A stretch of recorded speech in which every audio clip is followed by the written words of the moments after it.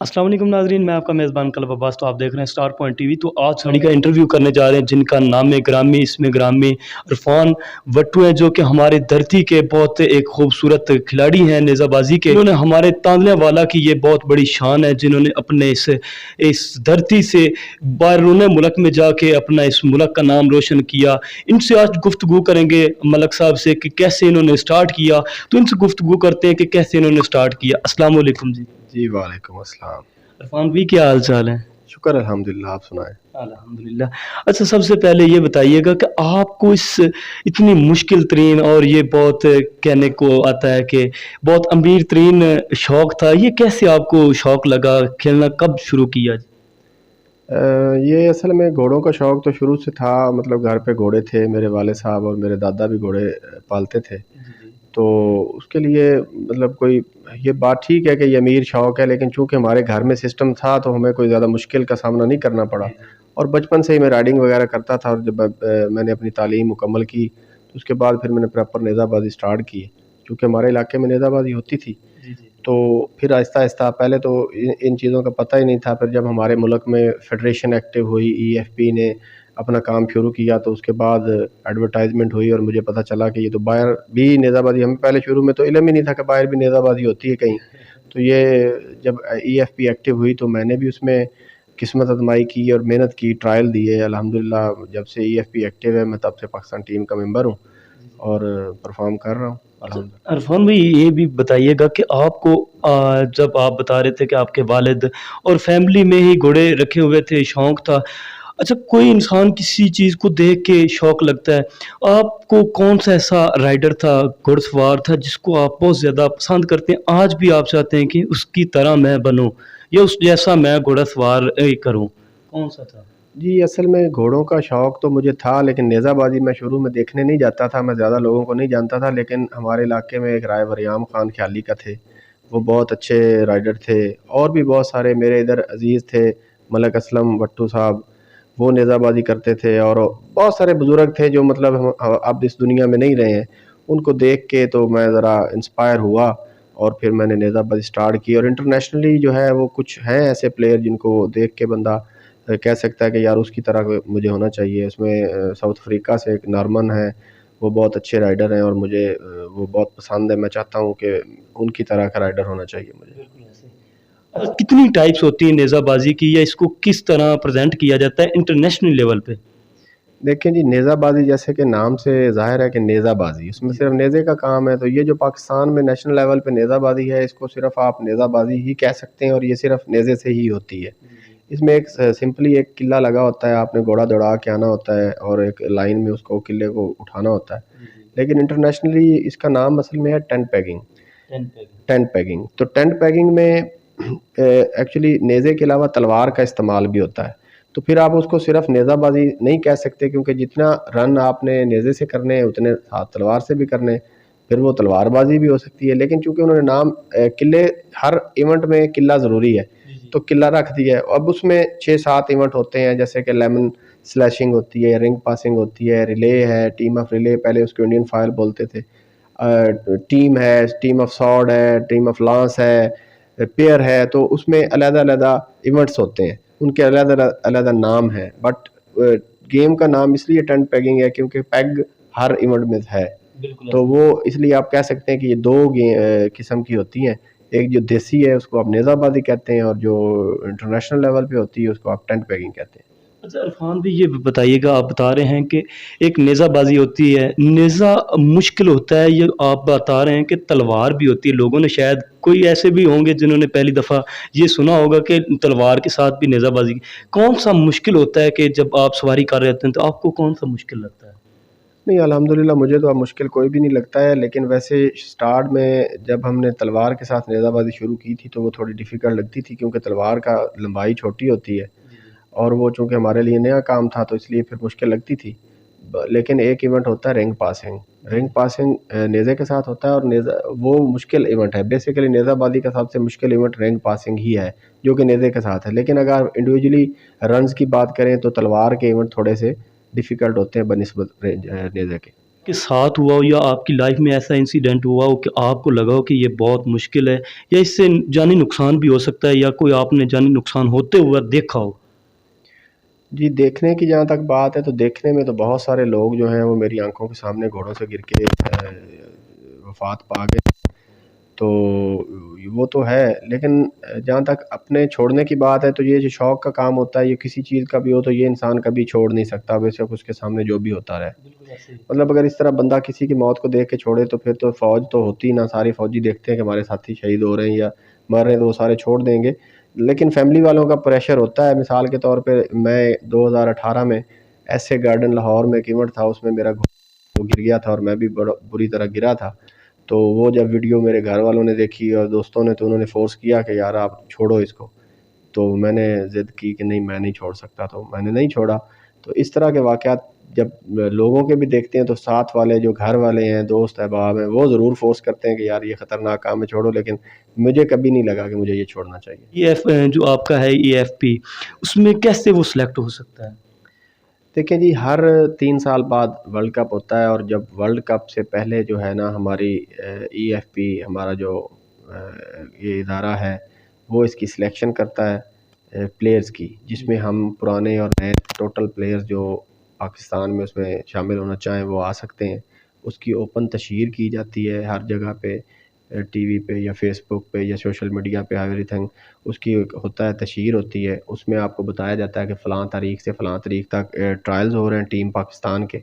उसमें सिलेक्टर्स होते हैं जो कि ईएफपी से रिलेटेड लोग होते हैं या जो समझते हैं, जिसमें जिनको वो बेहतर समझते हैं कि ये अच्छे सिलेक्टर हैं, तो वो आके बैठे होते हैं। उनके सामने आपने वो तयशुदा जो उनका होता है कि इतने रन दौड़ना है इन इवेंटों में, वो बंदा दौड़ता है। उसके बाद नंबर्स जो आपके को आप हासिल करते हैं। तो उसके अलावा जो आपकी स्किल्स होती हैं, आपका कोई इंटरनेशनल अगर तजर्बा होता है या इस चीज़ और आपकी जो राइडिंग स्किल्स हैं, इनको देख के वो उसमें कुछ आपको अपनी तरफ से भी नंबर ऐड कर सकते हैं। बाज़ औक़ात वो ओपन कर देते हैं कि जो नंबर जो आपके होंगे वही काउंट किए जाएँगे। तो उसमें जो बंदा मेहनत करेगा वो ज़रूर उसको समर मिलेगा। कि माज़ी में कैसे देख रहे थे, अब प्रेज़ेंट में कैसे देख रहे हैं, मुस्तक़बिल में कैसे देखेंगे? तो ये बताइएगा नाज़रीन को कि क्योंकि क्रिकेट का काफ़ी ज़्यादा रुझान है और गवर्नमेंट भी बहुत ज़्यादा सपोर्ट करती है।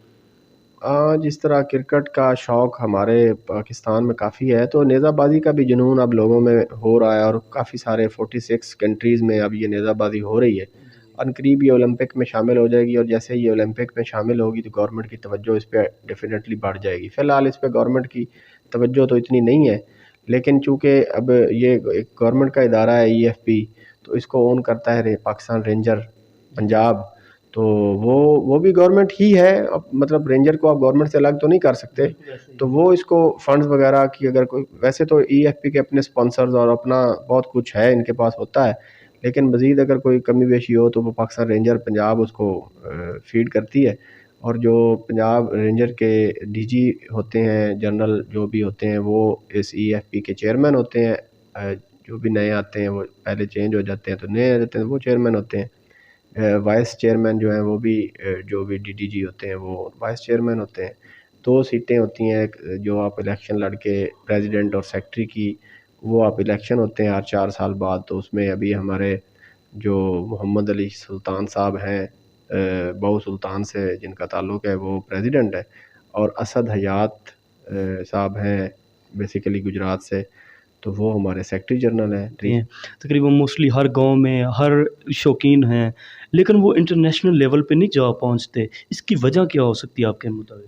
देखें, जिस तरह हमारे इलाके में वॉलीबॉल जो खेला जाता है तो उसकी 2-3 आप देखते हैं, एक बोलते हैं बाटा बॉल, जी, जी। एक को बोलते हैं वो मेरा ख्याल शूटिंग, जी, एक स्मैशिंग। एक स्मैशिंग होती है। अब इंटरनेशनली जो है वो ना तो शूटिंग का कोई कंसेप्ट है और ना ही बाटा बॉल का कोई कंसेप्ट है। तो जो फोकस करेगा स्मैशिंग पे वो इंटरनेशनल प्लेयर बन जाएगा। इसी तरह हमारी नेज़ाबाजी में आपको बताया कि नेज़ाबाजी जो है यहाँ पे लोकल लेवल पे जो होती है, इसका इंटरनेशनल से कोई ताल्लुक सिवाय घोड़, आपकी स्किल्स, राइडिंग स्किल्स बेहतर होती हैं, आपको टारगेट अचीव करने में आसानी होती है, मगर इससे वो काफ़ी मुख्तलिफ है। आपको नेज़े का लेंथ और होती है, तलवार छोटी होती है, आपने इधर सिर्फ किला उठाना होता है, उधर आपने साथ में لیمن کٹنگ اور اس کے بعد اپنے رنگ پاسنگ کرنی ہوتی ہے, آپ نے ریلے میں دوڑنا ہوتا ہے. یہاں پہ آپ نے ایک فارم میں دوڑنا ہے, 4 بندوں کے ایک فارم میں آپ ساتھ ساتھ دوڑتے ہیں, وہاں پہ آپ نے آگے پیچھے دوڑنا ہوتا ہے. تو مختلف ہے. تو آپ لوگ اگر کوئی اس میں آگے آنا چاہتا ہے تو اس کو چاہیے کہ اس کی الگ سے پریکٹس کرے اور الگ سے اس کو اسی طرح جس طرح اگر ایک بندہ ساری عمر کھیلے وہ باٹا بال اور ٹرائل دینے چلے جائے شوٹنگ اسمیشنگ کے, تو وہ کامیاب نہیں ہوگا. تو اگر آپ اس میں جانا چاہتے ہیں تو ضرور آپ اس کی ٹریننگ بھی اسی طرح سے کریں. آپ اس علاقے کے پہلے ایسے شخص ہیں جو کہ انٹرنیشنل لیول پہ ایک تو اپنی تحصیل کو پریزنٹ کیا ہے, اس کے بعد اپنے وطن کو پریزنٹ کرتے ہیں. تو جب آپ نے سٹارٹ کیا, کیا آپ کو لگتا تھا کہ آپ اس جو ہمارا ایریا اس میں سے ایک وید شخصیت ہیں جنہوں نے اپنا ایک بین الاقوامی سطح پہ اپنا ایک نام پریزنٹ کیا, اپنے کنٹری کا نام پریزنٹ کیا, کیا آپ کو لگتا تھا کہ جس مقام پہ آج آپ ہیں کچھ عرصہ پہلے آپ کو لگتا تھا کہ میں اس مقام پہ پہنچ جاؤں گا؟ جی الحمدللہ شروع سے ہی جب وہ مطلب بندے کو جو آپ آگے جانا چاہتے ہیں تو آپ کو ارادے اور توقعات نہیں ہیں. تو مجھے شروع سے ہی شوق تھا. جب مجھے اس میں آیا انٹرنیشنل میں تو میں نے ہمیشہ یہ دل میں ایک یقین اور رکھا, اللہ پاک پہ جو اعتماد تھا وہ رکھا کہ مجھے ضرور میں محنت کروں گا اور اللہ پاک مجھے ضرور عزت دے گا. تو میں نے کبھی میرے دل میں یہ خیال نہیں آیا کہ میں اس جگہ پہ نہیں جا سکتا, کیونکہ وہ جو پلیئرز ہمارے ساتھ پہلے کھیلتے تھے بزرگ ہمارے پہلے مطلب ہمارے پہلے فیڈریشن ایکٹیو نہیں تھی ایکچولی. پہلے جو لوگ تھے امیر بندے جو ہوتے تھے وہ اپنے اپنے خرچے پہ جاتے ہوتے تھے باہر ان مقابلوں میں حصہ لینے کے لیے. تو وہ سارے بھی میں دیکھتا تھا کہ اگر یہ لوگ جا سکتے ہیں جو کہ مطلب ہمارے سے عمر میں بھی بڑے تھے اور ہم لوگوں کی ان سے پریکٹس بھی زیادہ ہوتی تھی, وہ بھی بڑے اچھے پلیئرز تھے, لیکن چونکہ وہ ہم نئے تھے, ہمارا مطلب جوش جذبہ ان سے زیادہ تھا, تو میں سوچتا تھا کہ اگر یہ لوگ کر سکتے ہیں تو ہم بھی ضرور کریں گے. تو محنت کی, الحمدللہ اس کا ثمر ملا. کبھی مایوسی نہیں ہوئی مجھے, اور نہ ہی میں نے کبھی اپنے دل پہ یہ خیال رکھا ہے کہ پتہ نہیں میں ہو سکوں گا یا نہیں ہو سکوں گا, یہ کبھی میرے دل میں خیال نہیں آیا. اچھا عرفان بھائی, یہ بھی بتائیے ناظرین کو کہ آپ کون کون سے کنٹری میں گھوڑ سواری کرنے گئے ہیں؟ میں جی الحمدللہ آسٹریلیا, عمان, انڈیا, اس کے بعد یہ عرب اسٹیٹ جو ہیں U A E, Abu Dhabi اور دبئی وغیرہ, سعودی عربیہ, ان ملکوں میں گیا ہوں. اس کے بعد لاسٹ میں ہماری جو اس کے شوقین حضرات ہیں, یہ پبلک ہے پاکستان کی اور گورنمنٹ آف پاکستان ہے, آپ ایک انٹرنیشنل لیول کے گھڑ سوار ہونے کے ناطے آپ کیا پیغام دینا چاہیں گے؟ گورنمنٹ کو تو یہی پیغام ہے کہ گورنمنٹ کو ہمارے پہلے بھی ایک انٹرویو میں نے بڑی تفصیل سے کہا تھا کہ ہمارے جو نیزہ باز ہوتے ہیں یا ہماری نیزہ بازی کی جو کمیونٹی ہے, اس کو سب سے بڑا پرابلم یا پاکستان میں جو فقدان ہے اس چیز کا, حالانکہ ہمارے ملک میں جتنے نیزہ بازی کرنے والے لوگ ہیں اتنے شاید دنیا کے کسی ملک میں نہ ہوں, تو لیکن ہمارے پاس جو سب سے بڑا پرابلم ہے وہ ہمارے پاس گراؤنڈز نہیں ہیں, پراپر گراؤنڈز نہیں ہیں تیاری کے لیے. جو نیزہ بازی ہے وہ تو مطلب ہم لوگ میلہ لگتا ہے تو وہاں پہ جاتے ہیں جو ہو سکتی ہے, لیکن جو یہ 10 پیگنگ ہے انٹرنیشنل جس کو, اس کے لیے پراپر گراؤنڈ چاہیے. بغیر میلوں کے بھی ہمیں روزانہ پریکٹس کرنی پڑتی ہے. ابھی مجھے مطلب اگر پریکٹس کرنی ہو تو مجھے اپنی زمینوں میں جا کے اپنی زمین کو چھوڑنا پڑے گا کہ میں نے یہاں پہ گراؤنڈ بنانا ہے تو وہ 3-4 ایکڑ زمین میں رکھوں گا, اس میں پھر ہم سارے لوگ اتنا افورڈ نہیں کر سکتے. تو اس کے لیے جس طرح دوسرے اسٹیڈیمز ہوتے ہیں تو ہر جگہ پہ گورنمنٹ کی زمینیں ٹینڈر وغیرہ ہر گاؤں میں ہوتے ہیں, 2-4 گاؤں کو ملا کے تو ایک گراؤنڈ اگر بنا ہو تو بہت اچھی بات ہے. گراؤنڈز پہ زیادہ چلے نہ کچھ کر سکیں تو گراؤنڈز تو بنا کے دیں پراپر گورنمنٹ. اور ویسے اگر کوئی نہیں گورنمنٹ اس پہ توجہ دیتی تو پھر لوگوں کو جن کو شوق ہے وہ ان کو مل کے سب سے پہلے خود اپنے مدداب کے تحت ایک گراؤنڈ کا بندوبست کرنا چاہیے. سب 2-3 گاؤں کے جو شوقین ہیں وہ مل جائیں اور ایک جگہ پہ سینٹر پوائنٹ بنا کے وہاں پہ گراؤنڈ اپنا بنائیں تو ان کی جو ہے نیزہ بازی وہ ضرور امپروو ہو. چودھری جوید اقبال صاحب یہاں پہ پل پیرا پہ ان کا فارم ہاؤس ہے اور جوبلی ٹیکسٹائل مل کے وہ مالک ہیں, تو فیصل آباد سے وہ ان کا تعلق ہے. انہوں نے وہ ہمارے سرپرست ہیں کلب کے, میں خود پریزیڈنٹ ہوں, اسی طرح دوست اور بھی جو اس میں ہیں جو شامل ہمارے ساتھ. تو ہم نے اپنا ایک کلب بنایا ہوا ہے, رجسٹرڈ کلب ہے ای ایف پی کے ساتھ. تو اسی کے ذریعے ہم لوگ جو نیشنل لیول کے کرتے ہیں ایونٹ وغیرہ. لیکن میں ذرا ان جو کلبز یا زیادہ اس پہ بلیو نہیں کرتا. جو دوست احباب کوئی مجھے بلائے یا مجھے تو ہماری اپنی پریکٹس کی خاطر میں چلا جاتا ہوں. کلب والے جو ہمارے پریزیڈنٹ صاحب ہیں سلطان محمد علی صاحب، یہ وہ ایونٹ کرواتے ہیں ہر سال، ان کا ہے ادھر سسٹم خوشاب میں، وہ آپ کہہ سکتے ہیں کہ پاکستان کا جو ہے وہ سب سے خوبصورت انٹرنیشنل ایونٹ ہے، وہ ہر سال کرواتے ہیں، بہت خوبصورت ہے، 4 سال سے وہ متواتر ہو رہا ہے الحمدللہ۔ اس میں سے 2 دفعہ میں نے اس کو جیتا ہے، جو میں 2 دفعہ میں نے جیتنے کی کوشش کی ہے الحمدللہ، دونوں دفعہ جیتا ہے، میں گھر سے گھوڑے لے کے گیا ہوں اور میں نے جیتا ہے۔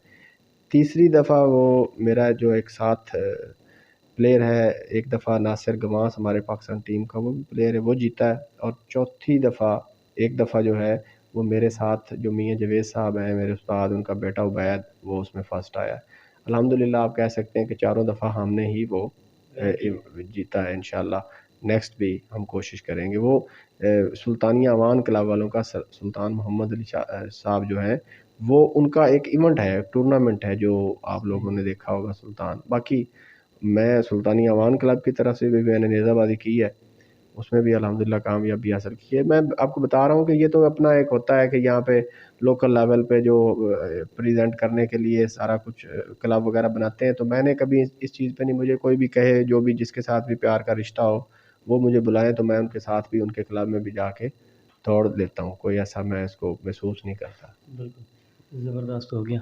تو ناظرین، یہ تھے ملک عرفان وٹو صاحب، جو کہ بیسیکلی اپنے تحصیل تاندلہ والا کے رہائشی ہیں، جن کو انہوں نے ادھر سے ایک ایسا سٹارٹ لیا اور آج ان کا پوری دنیا میں ایک نام ہے اور ایک پہچان انہوں نے بنائی، اپنے ملک پاکستان کا بھی آؤٹ آف کنٹری جا کے نام روشن کیا۔ آج ان کو ہمارے علاقے والے اتنا زیادہ پیار دیتے ہیں، جب یہ آؤٹ آف کنٹری سے کھیل کے آتے ہیں تو ہمارے لیے تو یہ ایک پراؤڈ کی بات ہے کہ اس کی طرح ایک نوجوان اور جس نے ہمارے ملک کا نام روشن کیا اور اپنی تحصیل کا نام روشن کیا۔